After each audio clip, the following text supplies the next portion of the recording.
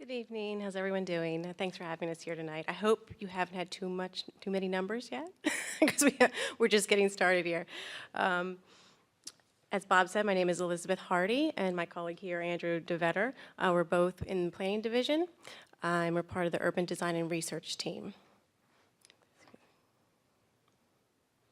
Okay, so tonight we're just going to go over some of the current population demographics. And how did we get there? Where are we today? How did we get there? And where are we going? In Arlington's housing supply and changes in our housing supply, emerging trends in our housing supply. And then we're going to get to our forecast, the purpose, methodology, accuracy, our current forecast, and what trends we continue to monitor. So Arlington is a diverse, growing, well-educated community. As of January of this year, we've reached 216,700 people, 102,100 households, 110,300 housing units. And Arlington attracts people from around the world. Our community is made up of people from over 100 countries, and we continue to attract people at a rate of about 10 people per day from around the world. So how did we get here, where we are today? So this looks at the change in total population and housing units since 1950. Does anyone know what happened in 1940 in Arlington? Two big job centers that came to the county? The Pentagon and National Airport. So following the construction of those facilities, there was a tremendous need for employees and the housing for these employees. So in the 1950s and 60s, and even up to the 70s, we've seen a dramatic increase in our population. But as you can notice in this, the main thing that stands out is that population decline from 70s to 80s. As you can see, our housing units still continue to increase during this period. So we didn't lose any housing units. So what's going on? In the late 1960s, there were economic factors that increased interest rates. We had significant inflation in the cost of land, materials, and labor. They all went up. And it all made it less desirable for investors to buy single-family homes. So where did the investors put their money? They turned to condos. This was a desirable opportunity for them. And desirable for homeowners because they could buy a house or a housing unit and not have the cost of a single family unit. So in that 1970 to 80 time period, we added about 6,300 condos, and the majority of these were condo conversions. So they converted from rental to owner units. And when you have that shift, you have a changing demographic within the household. So we had a decrease in household size. And this decrease in household size was very dramatic that we actually had a decrease in population as well. But since the 1980s and the opening of Metro Rail, we have continued to grow at a steady pace in both population and housing units. So this chart looks at a little more in depth of average household size and also household type. So as we said before, household size continued to decline until about 1980 and then stabilized, and we've been hovering just over 2 persons per household since 1980. What's unique about the 1970-1980 time period is that we had a shift in household type. So in 1970, the majority of housing units were family. Or households, excuse me. Majority of households were family households. But as we had that shift in our housing unit structure, we shifted to the majority non-family households. So those are people of non-relations living together. And then we continue to have the majority of households that have increased in Arlington are non-family. Breaking it down even more, the bars to the left of the orange line are represent owner-occupied units, and the bars to the right are renter-occupied units. So this shows the average household size by units per structure.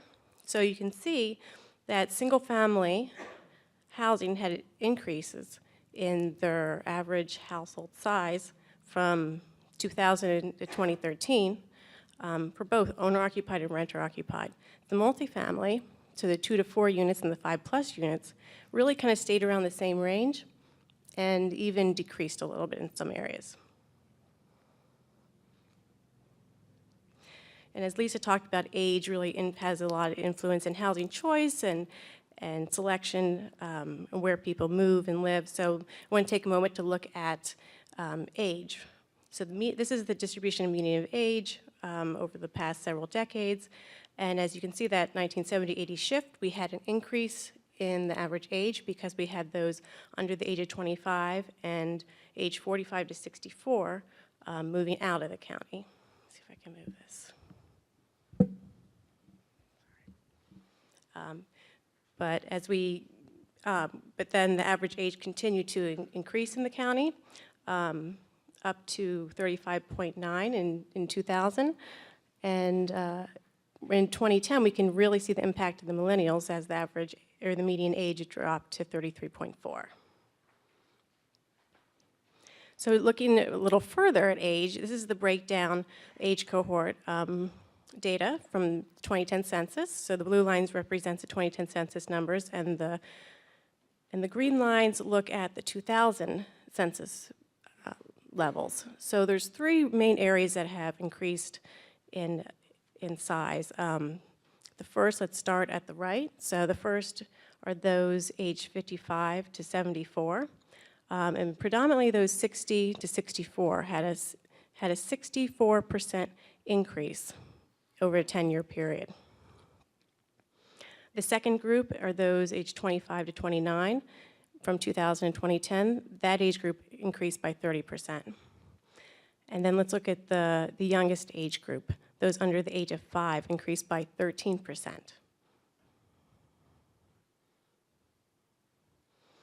So the question that we need to find out is, will these trends continue? Are these the age groups that are going to continue to grow at the fastest pace in the county? And one way to look at this information is look at the change in generations over the past several decades. So this shows when the generations have peaked in the county. So the gray line is for those born pre-1946, so the pre-baby boomers, and they peak sometimes 1980 or before. That's off the chart. Baby boomers peaked in 1990, and in 1990 they were between the ages of 25 and 44. Generation X peaked in 2000, and they were the age 19 to 35. And then when we come up to the 2010 census, we see that millennials are in the age range of 10 to 28. And this leads us to the question, have they peaked? Are they going to decline? What's the magic number for millennials in Arlington? So we can start looking at this by looking at what data we have available now. So since the 2010 census, the U.S. Census Bureau puts out population estimates, and we have this information from 2010 and 2013. So if we look at the breakdown by age cohort, and this is the annual growth since 2010 to 2013, there has been one age cohort that has consistently been above the rate of the county's growth rate. And let me just take one step back. The dotted lines represent the county's growth rate for that 1 year period. Can anyone tell which age group that is? Which age group has consistently been above the county average? 35 to 44. So that age group consistently is growing at a faster rate than the county's rate. Now over the last year of data that we have here, 2012, 2013, 2 other age groups have also grown faster than the county's rate. Those are the ones under the age of 25 and those 65 plus. And we're going to keep breaking this down. So we're breaking it down to those under the age of 5. And if we look, those under the age of 5 continue to grow from 2010 to 2013. They've grown to about 13,500 residents, to about 6% of the population, and they've had I think it's a 13% growth rate since 2010. If we look at the opposite end of the spectrum, those 65 plus, they also have increased since 2010, make up about 9% of the population in 2013, and they've had a 12% growth rate since 2010. Those aged 30 to 39 are very important. This age group represents 40% of all growth since 2010. And they actually make up about 22% of Arlington's population. And they have a significant impact on the population because 65% of births occur to women between the ages of 30 to 39. And this shows the different distribution between Arlington's birth rate versus the Commonwealth. As you can see, Arlington really spikes in that 30 to 34. Another factor that influences population change is migration. And this slide looks at movement patterns over 1 year. The blue lines represent people who lived in the same house over a 1-year period. The green bars represent those who have moved but have stayed in Arlington. So if we look at the lowest ones, it means those are the people that are the most mobile. So those are people who are 18 to about 34. But even though they are most mobile, of the people moving in in that age cohort, they have the highest rate of more people moving to Arlington than from. So this chart looks at the population coming to Arlington in the green and the population moving from Arlington in the red. And if we add those up or combine them, the blue line is the net. It shows if we have a positive increase from the population. So you can see those age 20 to about 34 have that positive net. So the question is, will they go or will they stay? And that's why we're continuing to monitor some factors. We're continuing to monitor the millennials. What are they doing? Is the population age cohort increasing, decreasing, staying the same? What are the Generation X doing? We're also monitoring births for Arlington residents by age of the mother. And then we're also monitoring our housing supply. And does Arlington have the right housing mix for the growing populations? So Andrew is going to start talking about the housing supply.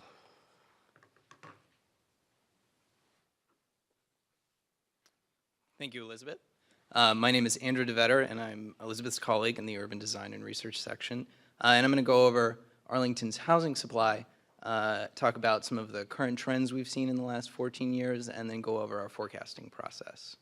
So this is a pie chart of our January 1, 2015 estimate of the number of housing units in Arlington County by type. And we show this broken out into 3 categories that we'll use consistently throughout the rest of the presentation. So in blue, we have single-family detached homes. So these are homes that don't touch any other homes. They don't share a wall. Single-family attached in green, you can think of as homes that have a party wall, so townhouses, duplexes, semi-attached units, et cetera. And the orange is 3 units or plus multifamily, and that can include garden style, condo, elevator, et cetera. And so what's important here is that by the numbers, Arlington is a multifamily county. Almost 2/3 of Arlington's housing supply is multifamily. And while single family detached is most of the land area of housing, it's only 26% of the housing stock. And over the last 5 years, our housing supply, you can see the numbers on the right, most of that growth is in multifamily. Over the last 5 years, we've had an additional 3,800 multifamily units. And when we look at these, this is important because this is the existing distribution, and Arlington Public Schools staff in their presentation will talk about where the student's coming from because it looks very different than the housing stock you're seeing here. This image shows our housing unit growth over time, which has been pretty consistent. We show growth between 1950 and 2010. And remember, Elizabeth showed that population loss between 1970 and 1980. We did have units go online, as she mentioned, but most of those units were multifamily, and you can see on the stacked bar chart, the multifamily in gray keeps growing to that point where we were at, with almost 2/3 of the housing supply being multifamily. This image here shows some of our affordable housing trends over the last 10 years. And so the blue line shows market rate marks, market rate rental. So this is rental units. And these are units that are affordable just by what they're being charged. And that could be due to the condition, the location, other factors of the unit. And those have generally declined in Arlington over the last 10 years, mostly due to rent increases. And at the same time, we have had a number of committed affordable units come online in green. And these committed affordable units have some level of long-term protection of their affordability, typically through some level of county involvement. So we had definitely some CAFs come online, but overall we had a net loss in rental affordability. And during the same time period is when we saw an increase in the student population. So this is just but one factor that Bob mentioned that we're continuing to look at and explore.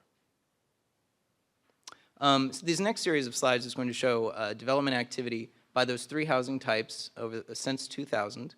So this is looking at single-family detached homes, and the blue is showing the new construction. So on average, every year, we put 131 single-family homes online in Arlington. And on average, every year, we demolish 103. So this is essentially an indicator of teardowns, is what you're looking at. Very few single-family homes come online on vacant land in Arlington. There is some, but it's not a lot. So redevelopment, or development in Arlington of all housing types is primarily redevelopment. You have to take something down to put something up. And so this is a significant indicator of teardowns, and you can see that it did drop with the recession, but it is back between 2011 and 2014. And those numbers are higher than we saw pre-recession. And what's important here is that while we're seeing a lot of change, the net increase per year is only 28 units. So not a huge amount of new units coming online, but a really big indicator of change in these neighborhoods. And this is another indicator of change in single-family neighborhoods. This is looking at additions and renovation data. So looking over the last 5 years, and the blue is alteration. So that was permitted activity on single-family homes where the space already existed and was being renovated. And the orange is showing the new space, the addition. So it's totally new space. And on average in Arlington, it's about 300,000 square feet of residential, single-family home residential space is being added. So you can think of that 300,000 as like a very, very large multifamily residential building is coming online in our single-family neighborhoods purely through additions every year. And that does not count teardowns, because teardowns typically are larger. The new units are larger than what was demolished. So this is a significant indicator of change in our single-family neighborhoods. This image looks at the single-family attached. There's not a lot of land intended for this type of unit, but it does come online in significant volumes in different years. And on average, we net about 47 units per year, so higher than single-family homes. And then most of our growth is in multifamily. So you can see we had significant development activity in 2006 and 2007, pre-recession. It tapered off and then came back in 2011. And this is looking at completions. So it takes a few years once a project gets its financing and goes under construction to come online. So you're seeing a bit of a lag. But it is certainly back. We see all of the residential cranes in the air. And so we do tear some down. We put a lot up. And on average, we net 1,181 multifamily units per year. And so that's where most of our growth has been since 2000. Very little vacant land remains in Arlington, as I mentioned. So development is really redevelopment. Some other takeaways here from this set of slides are that the net growth in those single-family homes is not significant. It's only 28 per year. But there's a lot of change happening in the single-family neighborhoods. And I think we're also seeing that reflected in the student population. And multifamily housing, that 1,100 units net new, represents about 94% of our annual net increase in housing units. So it's the vast majority of new growth. So how will we grow? The next set of slides is devoted to discussing our forecasting process. And as Bob mentioned, our county forecast is different from school enrollment projections. And primarily, we have a development-based forecasting system. So we're looking at new buildings and where they will be, and then turning those into people, and then turning those into those 4 outputs at the bottom: population, housing units, employment, and households. And APS is looking at people and turning them into students who essentially will go into seats. So very different, but they do talk to each other, and I will mention that. So looking at some common vocabulary for all of us, a count is a total number, and so you can think of that from the census, the 2010, the 2000 census, where all the enumerators went out and they counted people. So it's a very well-known number. An estimate is a calculation of past or present conditions, which utilizes known statistics and often counts. So it's a very well-educated number. And a projection, as we've defined it, is a way to measure future growth by extrapolating current trends and then applying statistical techniques. And a forecast is a type of projection, but one that's modified by policy to resolve those trends into the future. And the policy that we resolve it with is our comprehensive plan and our general land use plan. So what is the forecast? It's those four variables that I mentioned earlier: housing units, households, population, and employment. It's over a 30-year period, and it's broken out into 5-year intervals. So we have a base of 2010, and then we forecast it out every 5 years to 2040. So why do we do this? Well, we do it because we're required to. So we do it in coordination with the Metropolitan Washington Council of Governments. They're the regional MPO. We call them COG. And we're required to by the Clean Air Act, essentially is how it boils down. And the primary purpose is that these are the land use inputs that go into a regional transportation model, and that regional transportation model determines whether or not we are in conformity for air quality purposes. And some of those purposes are federal transportation funding, so we do it for air quality. There's a couple of requirements that COG puts forward, and one is that the forecast must be consistent with a jurisdiction's comprehensive plan. In this case, that really means the general land use plan. And the constrained long-range transportation plan, which you can just think of as it's a list of transportation projects that are funded. We generally update this annually, and generally the process is voluntary.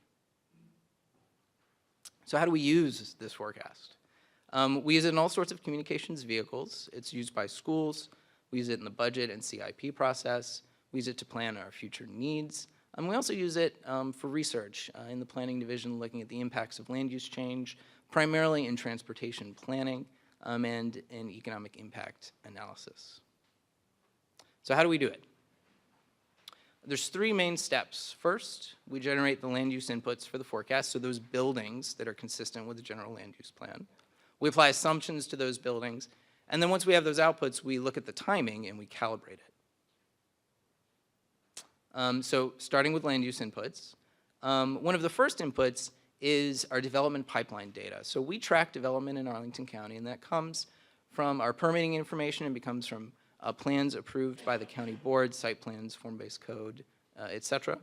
And we know those projects, where they are, and we include in the forecast those projects that were completed, under construction, or approved. And for this forecast round, the cutoff date for that was last summer. It was June 30, 2014. And this is really the basis of our early years in the forecast, 2015 to 2025. This is really known, this is known information. This is permitted projects. And we share this pipeline with APS, and it is integrated, and they'll mention how they use it in their projection process. And then the second part is those areas in the general land use plan where we forecast growth. And so this image on the right is a snapshot of the general land use plan, and the light yellow, that's single low-density residential, so primarily single family, and that's meant not to change. And then some of the black lines and sort of the darker, more intense colors, that represents higher density, more mixed use, and a lot of them represent our plans, our sector plans, our small area plans, and that is guidance that forms the basis of our forecasting effort. So the red shows our metro corridors, the metro station areas, and then the blue shows those other plans, and those include East Falls Church, Cherrydale, Knock, Shirlington, and the 2 form-based code areas along Columbia Pike. And so in these areas, we look towards the plans and the general land use plan guidance to determine the density and the form that future development could take, and we make sure that they're consistent. We also look to the zoning, and there's an important distinction here. The general land use plan is our future vision for land use in Arlington. The zoning is our existing legal framework on a piece of property. And typically the zoning is much lower than what the future vision is. So we look at both, but really it's all about the general land use plan in our forecasting process. And this forms the outer years where nothing is permitted or approved by the board, but it could be. So next, once we've assembled those buildings and that development, we apply demographic assumptions to it. And there's primarily two ways that we do this. One is with housing units. So we take those land use inputs, we get housing units, and we apply occupancy rates from the census to get households. So an occupied housing unit is a household. Then we look at those households and look at apply their average household size rates, and that determines population. And we do vary these rates by small geographies because they vary significantly throughout the county. We do something very similar for commercial space. So we take those land use inputs, we get office buildings, we get hotels, retail, and other space, and we apply occupancy rates to them. And most significantly for office space, we're looking towards CoStar, which is a private vendor of commercial office market data, to determine those rates. And as you saw 2 weeks ago, some of those rates are high. So that is included in our forecasting process. We then, once we have occupied space, apply an employment to space conversion factor. And this is an established factor that looks at how many workers there will be per square feet of occupied space. And that determines our employment. So once all that's together, we need to time it because all this density can't possibly come online at the same time. So when we time it, we do look at an individual site level. And that some of those factors that we look at include the redevelopment potential of the site, the parcel configurations. Are they? Is it one parcel? Is it a bunch of very strange parcels? What's the ownership? Is it one owner? Is it multiple owners? And what is the level of developer interest and/or staff knowledge that revolves around that site? So we look towards that, but we also adjust the timing in our forecasting process based on historic trends for both residential and commercial office construction rates. So we look towards past performance to help indicate future performance. And much of that is informed by 5-year averages of net new multifamily units. And those earlier slides, that's the information that forms those 5-year averages. So we look towards the recent past to inform the future. We do take one extra step with office space. So we do calibrate the timing at which new development would come online with the rate at which we'd have to fill the vacant space because there's a lot of vacant space to fill. And so some of the more recent adjustments that we've made in our process includes updating it to reflect the higher vacancy rates that we've more recently seen. We've included remaining leases in BRAC-affected buildings that we know about, and that's in collaboration with AED. And we also included the NSF relocation in the model as well.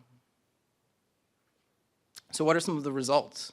For population between 2010 and 2040, we show continued growth, and the net change is about 75,000 people. Employment looks a little different. We show growth between 2010 and 2040 of about 79,000 jobs, but we do show a decline between 2010 and 2015 to reflect the economic conditions we're seeing, and most of this was due to base realignment and closure, BRAC, as well as the impacts of the sequester on the office market. For housing units, we show continued growth, and that change from 2010 to 2040 is about 35,000 units. So how well have we done in forecasting population? It varies from year to year. In the 80s, in round 4, we assumed much lower growth rates than actually happened. And what this chart is doing is it's looking at what was our 2010 forecasted number compared to our 2010 real number. So a little off in round 4, comes back in some of the round 6 and round 7. Round 7.2, it's a little high, and that was produced in that boom year in 07, so a little different trends we saw. And then we made some corrections in round 8 once we had more information about economic conditions. We were pretty close. So this last slide is a highlight of some of the trends that we're monitoring. On the left, we're looking at indicators in our forecasting process. There's things we either have looked at, do currently look at, or intend to look at in the future. And that's always looking at our office rates, our office vacancy rates. What are some of the GSA leasing trends? These are changing rapidly. GSA is putting more people in less space. So how consistent is that trend in the future? And how does that impact our employment space factors? Is this a blip or is this a 30-year trend, this putting more people in less space? It's hard to tell right now, but it's something we're paying attention to. What is the county's policy and guidance towards temporary building reuse? We could make assumptions for it in the forecast.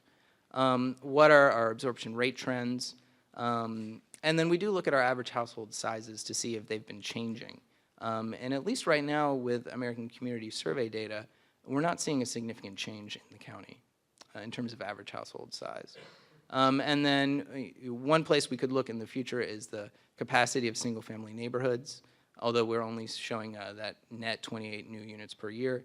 And then all of these residential Class A apartments that are coming online, what are their vacancy rates, their rents, and their absorption. On the right, we show potential collaboration with APS, and these are areas where we intend to work with APS to further understand how those single-family neighborhoods and multifamily neighborhoods are changing. We know there's a lot of change happening, and what the impacts of these changes are on the county and the student population. And so I have them split between single and multifamily, but it's monitoring household sizes and student generation rates, trying to understand that single-family change and looking at indicators that we can use over the long term to help us better track it. And with that, I will hand this over, turn it over to John.